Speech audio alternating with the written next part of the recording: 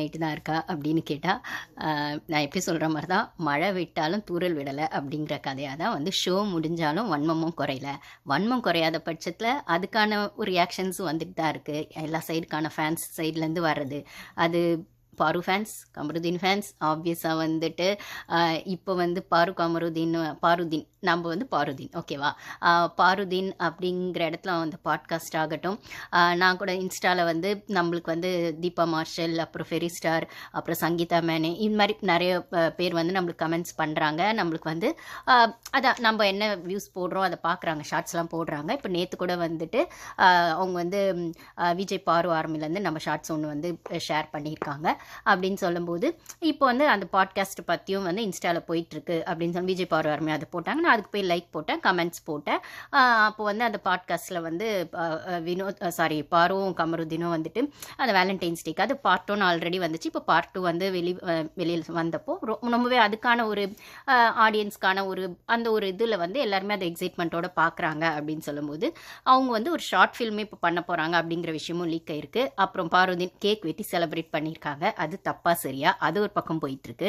அப்புறம் நம்ம வக்ரன், நம்ம வந்து விக்ரம்னு சொல்லவும் தான் பார்க்குறோம். ஆனால் திருப்பி திருப்பி அவரோடது வெஞ்சன்ஸையே அவர் கூட்டிகிட்டு இருக்காரு, வன்மத்தையே கூட்டிகிட்டு இருக்காருன்னா அதை விக்ரம்னு சொல்லவே மனசு வர மாட்டேங்குது. மனசு வராத இடத்துல எப்படி வாய் வரும் அப்படிங்கிறது தான். மனசில் தோன்றது தான் வாயில் வரும், இல்லை புத்தியில் தோன்றது தான் வாயில் வரும் அப்படின்னு சொல்லும்போது இன்னும் வந்து ஆஸ் யூஷுவல் ஷோ முடிஞ்சிச்சு, உங்களை நாங்கள் ஆஸ் யூஷுவல் விக்ரமாக பார்க்குறோம், விக்கல்ஸ் பார்க்குறோம். இல்லை நார்மலாக எப்பயும் நீங்கள் வந்து தன்னை வந்து ஒரு காமெடியான ப்ரொஜெக்ட் பண்ணிக்கிற அவர் வந்து அந்த ஹியூமர் சென்ஸோட அந்த விக்ரமை பார்க்கணும் அப்படின்னு நினச்சாலுமே இன்னும் அந்த விக்ரமை பார்க்கவே முடியல. அந்த வன்மத்தோடு இருக்கிற வக்ரனை தான் பார்க்க முடியுது அப்படிங்கிற மாதிரி தான் இருக்குது. அதை தான் இப்போ ஒரு காலேஜ் ஃபங்க்ஷன்லேயே அவர் கொட்டியிருக்காரு அப்படின்னு சொல்லும்போது ஆக்சுவலி சொல்லணுன்னா விக்ரமோடது நானும் நிறைய ஷார்ட் ஃபிலிம்ஸ் பார்த்துருக்காங்க. அவருக்கான ஒரு சேனல் இருக்குது. அவர் வந்து இவ்வளோ பெரிய ஹியூமர் காமெடி அப்போல்லாம் எனக்கு தெரியாது. பார்க்கும்போதுலாம் அவர் இவ்வளோ ஹியூமராக அந்த காமெடி, அவர் ஹியூமர்னு அதை சொல்லிக்கிறாரு, ஆனால் அது டார்க் காமெடி தான். ஆனால் வந்து அவரோட நிறைய ஷார்ட் ஃபிலிம்ஸ் நான் பார்க்கும்போது, ஏன்னா நான் வந்து சீரியல் பார்க்க மாட்டேன்னு ஆல்ரெடி சொல்லியிருக்கேன். டிபேட் ஷோஸ் பார்ப்பேன், ரியாலிட்டி ஷோஸ் பார்ப்பேன். அந்த ரியாலிட்டி ஷோஸ்லுமே இந்த சிங்கிங் பாட்டு அதெல்லாம் பார்க்க மாட்டேன்.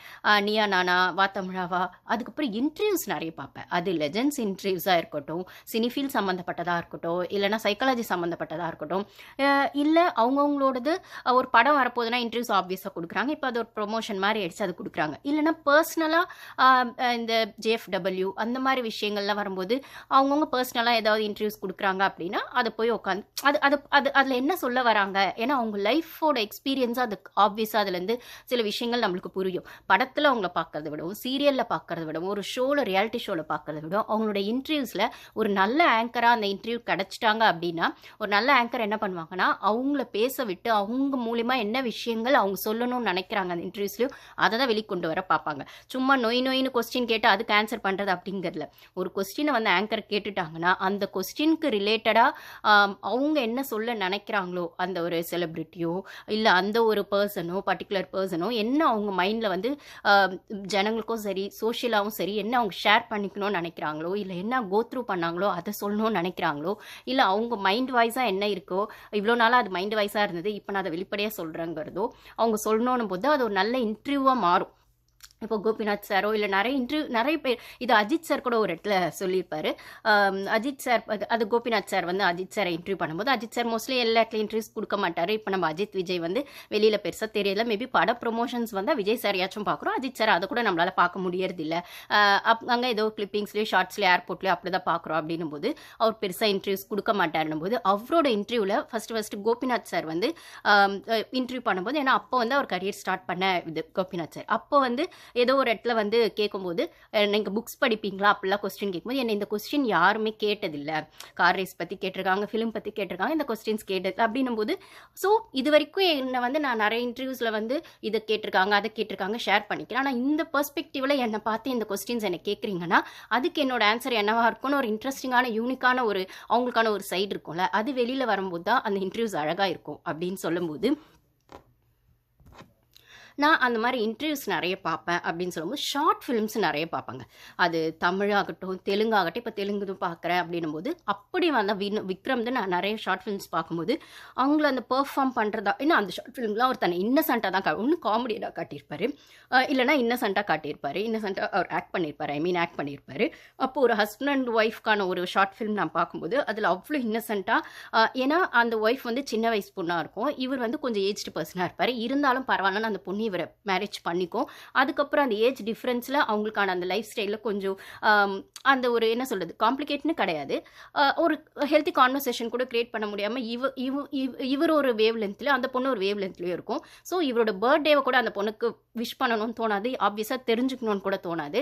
அதை வந்து இவர் ரொம்ப எக்ஸ்பெக்ட் பண்ணியிருப்பார், அந்த பர்த்டே அவள் விஷ் பண்ணுவான்னு. ஆனால் விஷ் பண்ண மாட்டான். ஆனால் அதுக்கப்புறம் கொஞ்சம் நேரம் கழிச்சு தான் அது தெரியும். அப்படின்னும் போது அந்த மிட் நைட் ஆகிறதுக்குள்ளே நான் விஷ் பண்ணிடுறேன் அப்படின்னு சொல்லி அவர் ரியலைஸ் பண்ணி விஷ் பண்ண அந்த ஷார்ட் ஃபிலிம் ரொம்ப நல்லாயிருக்கும். இந்த மாதிரி நிறைய அவர் நான் காமெடி பார்த்துருக்கும் போது அவர் மேலே ஒரு ரெஸ்பெக்ட் வந்துச்சு. பரவாயில்ல இவர் அப்புறம் தேடிலாம் கொஞ்சம் பார்க்க ஆரம்பித்தேன். அப்படி நான் விக்ரம்கான ஏதோ ஒரு இடத்துல அவரோட ஷார்ட் ஃபிலிம்ஸ் பார்க்குற அளவுக்கு அவருக்கான ஒரு ஃபேனாக கூட இருந்தேன்னு வச்சுக்கோங்களேன். பட் ஆனால் ஒன்ஸ் அவர் பிக் பாஸ்குள்ளே வரும்போது நான் அதை ரொம்ப அவர்கிட்ட எதிர்பார்த்தேன். அந்த இன்னசென்ஸையோ அந்த காமெடி ஜோனையோ அந்த ஒரு ஹியூமனிட்டியோ எதிர்பார்த்தேன். பட் ஆனால் அங்கே நம்மளுக்கு ப்ரொஜெக்ட் ஆனதோ இல்லை அவர் தன்னை காமிச்சிக்கிட்டதோ இல்லை அவர் தன்னை காமிச்சிக்கிட்டதுன்னு சொன்னால் கூட அது ஷோட முடிஞ்சு போயிடும். ஆனால் வெளில வந்தோம் அவராக தான் இருக்காரு அப்படின்னும் போது உள்ளேயும் அவராக தான் இருந்திருக்காரு அப்படிங்கிறது தான்.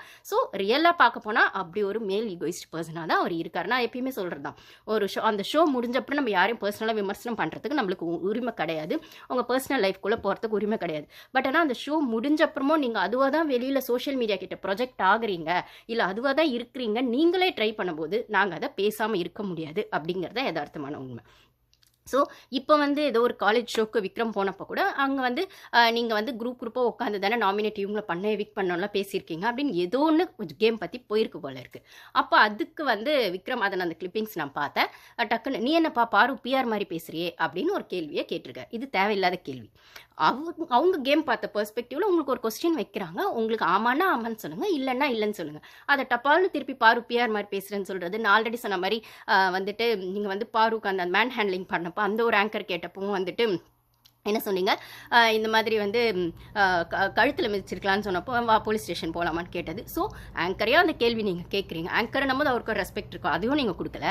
இது ஒரு காலேஜுக்கு போயிருக்கீங்க நீங்கள், அங்கே ஸ்டூடெண்ட்ஸ் இருந்திருப்பாங்க. அப்போ ஸ்டூடெண்ட் சைட்லேருந்து அந்த கேமை எப்படி பார்த்தாங்களோ அவங்கவுங்களுக்கான ஒரு ஆடியன்ஸ் இருந்திருப்பாங்க, அந்தந்த கண்டஸ்டன்ஸ்க்கான ஒரு ஃபேன்ஸ் இருந்திருப்பாங்க, நியூட்ரல் பெர்ஸ்பெக்டிவில் பார்க்குறவங்க இருந்திருப்பாங்க, ஃபேன் பெர்ஸ்பெக்டிவில் பார்க்குறவங்க இருந்திருப்பாங்க. இல்லை பிக் பாஸ் ஷோவே பார்க்கலனாலும் கிளிப்பிங்ஸோ ட்ரால்ஸோ பார்த்துட்டு அதை வச்சு பிக் பாஸ் ஷோனா இப்படி தான் இருக்கும்னு ஒரு புரிதலோடு அந்த ஷோக்கான விஷயங்களை பார்க்குறவங்களா இருப்பாங்க. அப்படின்னும் போது அந்த பையன் யதார்த்தமாக எப்படி கேட்டானோ தெரியாது. ஆனால் உங்களுக்கு ஏன் சொல்லுன்னு அது பாரு பிஆர் மாதிரி, நீ என்னப்பா பாரு பிஆர் மாதிரி பேசுகிறேன்னா இன்னமும் உங்களுக்கு பிஆர் அந்த பாரு பிஆர்னு சொல்கிறது, பாரு பற்றி பேசினா போலீஸ் ஸ்டேஷன் போகலாமான்னு கேட்குறது, அந்த வன்மை இன்னும் குறையவே இல்லையா மிஸ்டர் விக்ரம்?